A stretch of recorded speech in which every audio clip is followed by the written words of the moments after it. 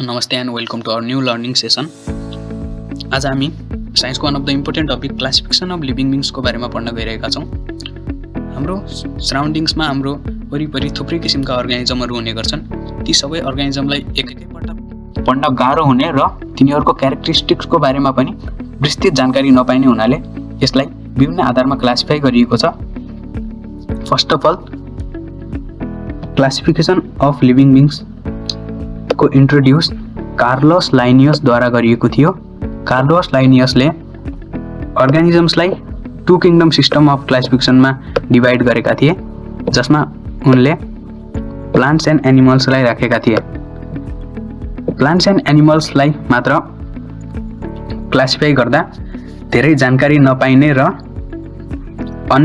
हार्डिङ विटेकरद्वारा 5 kingdom system of क्लासिफिकेसनमा परिणत गरियो, जो चाहिँ मोडर्न बायोलोजीमा हामी पढ्ने गर्छौँ।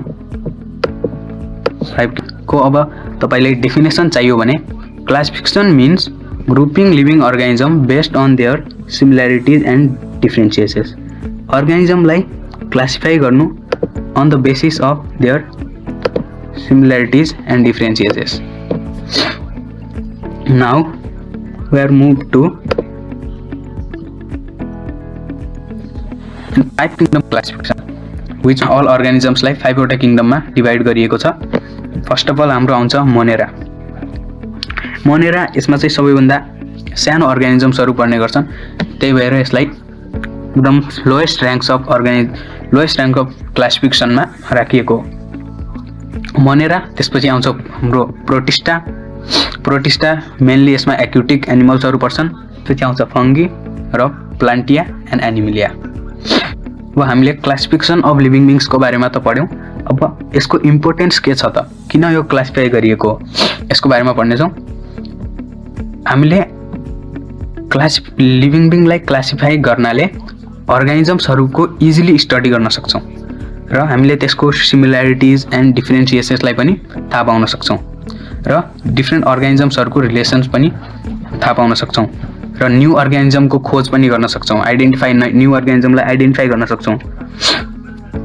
अब 5 किङडम सिस्टम अफ क्लासिफिकेसनलाई हामी इच एन्ड एभ्री किङडमलाई डिटेलमा पढ्नेछौँ। First kingdom Monera.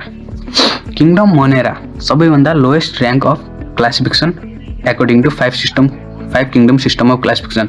यसलाई first kingdom system of classification पनि भन्ने गरिन्छ र यसको डेफिनेसन रहेको छ, kingdom Monera includes unicellular prokaryotic organisms that do not have true nucleus or a membrane bound अर्गानिल्स।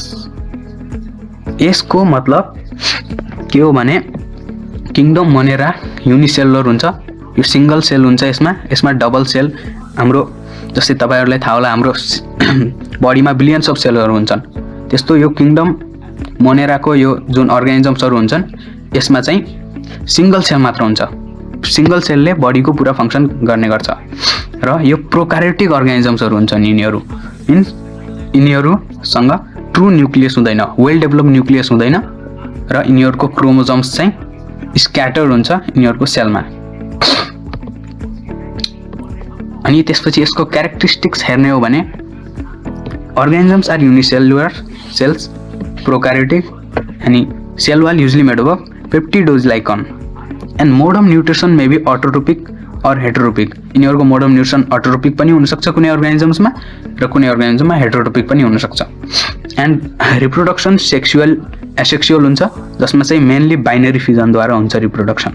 र यसको इक्जाम्पल्स हेर्ने हो भने ब्याक्टेरिया, साइनोब्याक्टेरिया र ब्लू ग्रिन एल्गीहरू, जसलाई साइनोब्याक्टेरिया पनि भनिन्छ, यो बाहेक अन्य ब्याक्टेरियाहरू पनि पर्ने गर्छन्।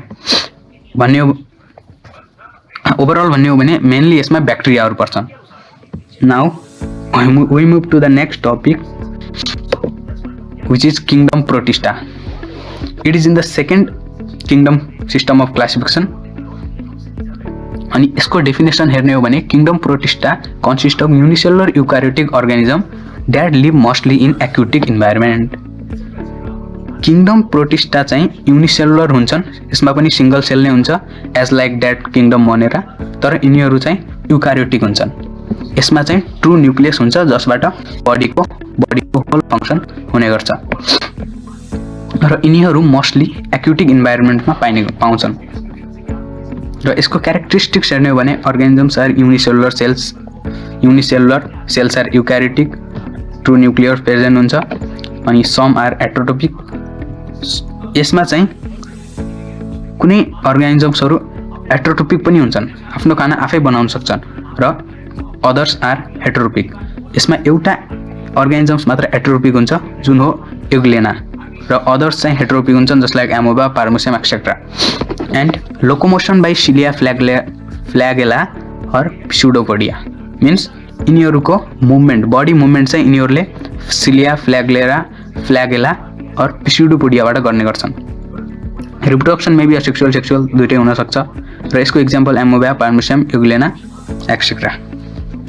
नाउ अब अर्को टपिक रहेको छ हाम्रो kingdom fungi so kingdom fungi भन्नाले बेसिकली तपाईहरुले किङडम फङ्गी भन्नाले मसरुमलाई बुझ्नुहुन्छ तर यसमा मसरुम मात्र नरहेर अन्य थुप्रै अर्गानिजम्सहरू रहेका छन् first of all definition kingdom fungi includes eukaryotic organisms that are non-green and obtained food by absorption means kingdom fungiहरू eukaryotic हुन्छन् यिनीहरू मल्टिसेलुलर हुन्छन् र यिनीहरू चाहिँ नन ग्रीन हुन्छन् मिन्स यिनीहरूले आफ्नो खाना आफै बनाउन सक्दैनन् यिनीहरूमा फोटोसिन्थेटिक प्रोसेस जुन अन्य प्लान्ट्सहरूमा हुन्छ त्यो हुँदैन र यिनीहरूले आफ्नो खाना डेड एन्ड डिकेड म्याटरबाट खाने गर्छन् जसबाट यिनीहरूले इन्भाइरोमेन्टलाई पनि क्लिन गर्ने काम गर्छन् र यसको क्यारेक्टरिस्टिक्स हेर्ने हो भने organisms are mostly multicellular yeast is unicellular but सबै अर्गानिजम्सहरू मल्टिसेलुलर हुन्छन् तर एउटा सिंगल इस्टलाई मात्र हेर्ने हो भने त्यो चाहिँ यूनिसेलुलर हुन्छ